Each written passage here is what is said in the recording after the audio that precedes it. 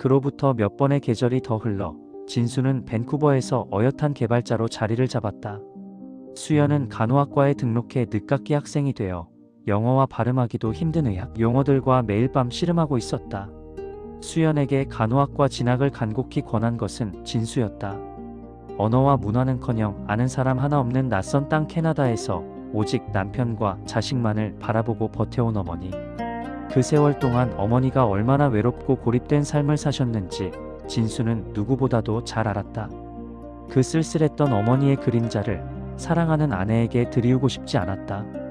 진수가 밴쿠버에 비로소 뿌리를 내려가는 동안 그의 부모님은 15년이 넘는 이민 생활의 고단함과 이방인이라는 꼬리표를 이기지 못하고 고국인 한국으로 돌아가셨다.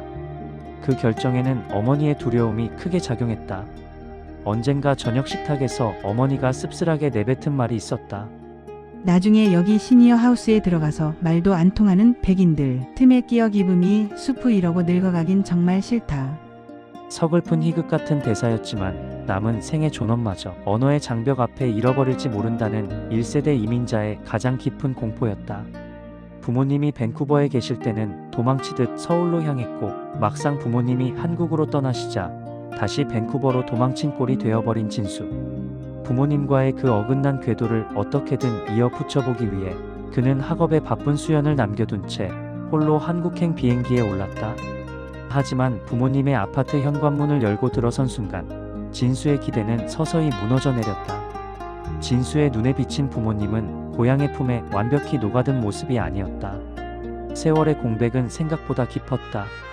떠나 있는 동안 예전 지인들과의 연락은 끊겼고 그들이 기억하던 한국은 캐나다로 떠나기 전과는 다르게 낯설게 변해 있었다. 마치 오랜 해외 생활로 입맛이 미묘하게 변해버린 것처럼 부모님의 사고방식과 생활습관은 바쁘게 돌아가는 한국 사회의 속도를 따라잡지 못한 채 겉돌고 있었다. 일이 삶의 중심이었던 아버지는 준비되지 않은 강제 은퇴 후 부쩍 작아져 있었다. 거실 소파에 우두커니 앉아 하루 종일 의미 없는 뉴스 채널만 돌려보는 아버지의 등은 진수의 기억 속 모습보다 한참이나 굽어 있었다. 소속을 잃고 갈 곳마저 사라진 노년의 불안감은 날카로운 가시가 되어 가장 가까이에서 곁을 지키는 어머니를 시도 때도 없이 찔러댔다. 어머니 역시 고국 땅을 밟았다는 사실에 안도하면서도 평생 떨쳐내지 못한 남과의 비교라는 지독한 굴레에서 벗어나지 못했다.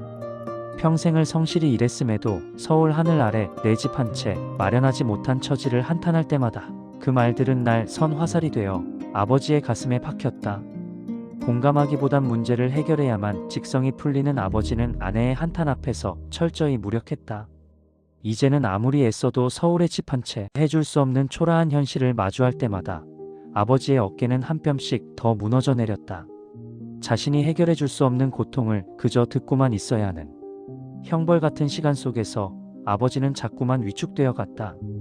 어머니의 신세 한탄과 아버지의 무력감이 서로를 핥히는 처절한 악순환이 반복되고 있었다. 매일 식탁 위에는 정성스레 차려진 한국 음식이 가득했지만 정작 공기는 식은 국물처럼 무겁게 가라앉아 있었다. 오랜만에 찾아온 아들을 앞에 두고도 두 분은 식탁 앞에서 서로에게 상처 주는 말을 거침없이 내뱉으며 위태로운 일상을 이어가고 있었다.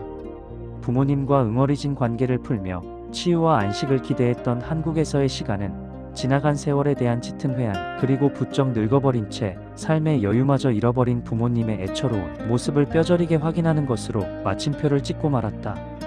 밴쿠버로 돌아가는 날 공항철도를 타기 위해 서울역 플랫폼에 선 진수는 결국 참았던 눈물을 펑펑 쏟아내고 말았다.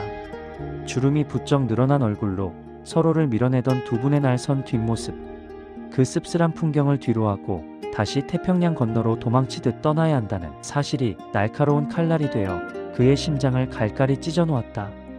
부모님이 쓰러지시기라도 하면 어쩌나 하는 두려움, 그리고 언젠가 자신 또한 나이가 들어 저토록 씁쓸하고 뾰족한 뒷모습을 갖게 될지도 모른다는 공포가 플랫폼으로 들어오는 열차의 굉음과 함께 거대한 파도처럼 밀려오고 있었다.